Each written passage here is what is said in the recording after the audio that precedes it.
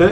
इसमें दो तरह के बेसिकली अभियुक्त हैं जिन पे हम लोग काम कर रहे हैं। एक ऐसे लोग जो पर्दे के पीछे रह के इस साजिश को अंजाम देने में लगे हुए थे और जिनके द्वारा ये साजिश रची जा रही थी, और ऐसे लोग जो मौके पे आके जिनके द्वारा पुलिस के साथ, प्रशासन के साथ नियम कानून को तोड़ा गया, पथराव किया गया।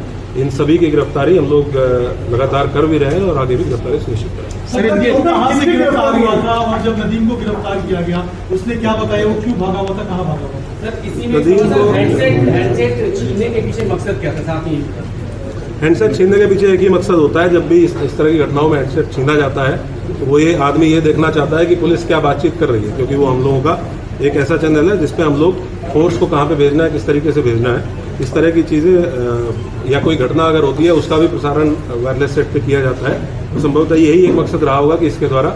और दूसरा ये भी है कि अगर पुलिस के जो हमारा पेट्रोलिंग यूनिट है उसके पास से हैंडसेट चला जाएगा तो वो पेट्रोलिंग यूनिट फिर कम्युनिकेट नहीं कर पाएगा कंट्रोल रूम के साथ, तो जिससे कि पुलिस का जो अलग अलग पेट्रोलिंग पार्टीज हैं उनको अलग अलग किया जा सके। इसके पीछे संभवतः यही एक मकसद रहा होगा।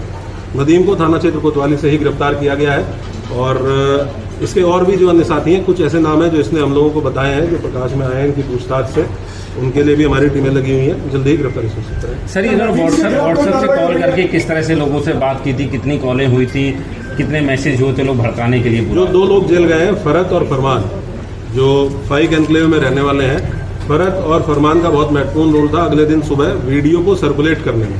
जो सुबह 10 बजे एक वीडियो सर्कुलेट की गई कि किसी भी प्रकार का कोई कार्यक्रम वापस नहीं किया गया है और पूर्व निर्धारित तरीके से कार्यक्रम होगा, इस वीडियो को बनाने में और उसको सर्कुलेट करने में और लोगों को फ़ोन कर करके व्हाट्सएप के माध्यम से ये अवगत कराने में कि भाई आपको इकट्ठा होना है। इसमें जो फरत नाम का व्यक्ति है जो जेल गया है, फाइक एनक्लेव का रहने वाला, और उसका लड़का फरमान, इन दोनों लोगों की बहुत महत्वपूर्ण भूमिका थी। ये ऑलरेडी जेल जा चुके हैं।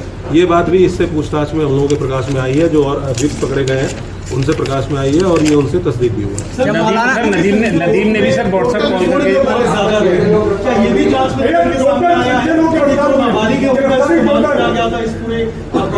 ये तो आप लोग, क्योंकि वहाँ आप लोग भी थे और आप लोगों ने वीडियोस में भी देखा होगा कि कुछ नाबालिग बच्चों को सामने करके और इस तरह की हरकत करने का प्रयास किया गया। ये जेजे एक्ट के अंतर्गत एक अपराध है, जुवेनाइल जस्टिस एक्ट के अंतर्गत एक अपराध है कि कोई व्यक्ति अगर नाबालिग बच्चों को किसी घटना में शामिल करके उनसे अपराध कारित कराता है तो ये भी एक दंडनीय और संज्ञेय अपराध है। हम लोग इस पे भी काम कर रहे हैं और इनकी धाराओं को भी इस मुकदमे में बढ़ाया है। टोटल हम लोगों ने इस पूरे प्रकरण में 55 लोगों की गिरफ्तारी इंश्योर की है और हमारी टीमें लगातार दबिश में है। बहुत जल्दी और भी लोग गिरफ्तारी और लोगों की गिरफ्तारी सुनिश्चित की। सर, नदीम व्हाट्सएप कॉलिंग के जरिए लोगों को किस तरह, कितनी व्हाट्सएप कॉलिंग नदीम के फोन से मिली है और मौलाना के फोन से मिली है? लगातार सभी लोग आपस में व्हाट्सएप कॉल के माध्यम से संपर्क में थे।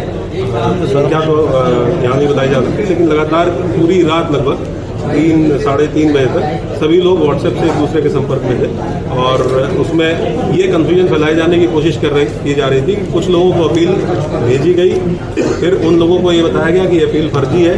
तो ये कन्फ्यूजन बेसिकली पब्लिक में क्रिएट करने की कोशिश की गई कि जो अपील जारी की गई थी वो जेन्युइन नहीं है, जबकि वो अपील इन्हीं के द्वारा साइन करके पुलिस प्रशासन को दी गई।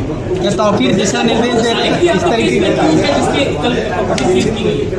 अभी इस नाम का कोई व्यक्ति हमारा नामजद अक्यूज नहीं है, ना ही इस नाम के किसी व्यक्ति को हम लोगों ने न्यायिक हिरासत में जेल भेजा है। बाकी जो अज्ञात व्यक्ति हैं उनके संबंध में पड़ताल और विवेचना भाई। नफीस की कोई जानकारी है जब उस पर कोई वारंट वगैरह जारी कराया जा रहा है?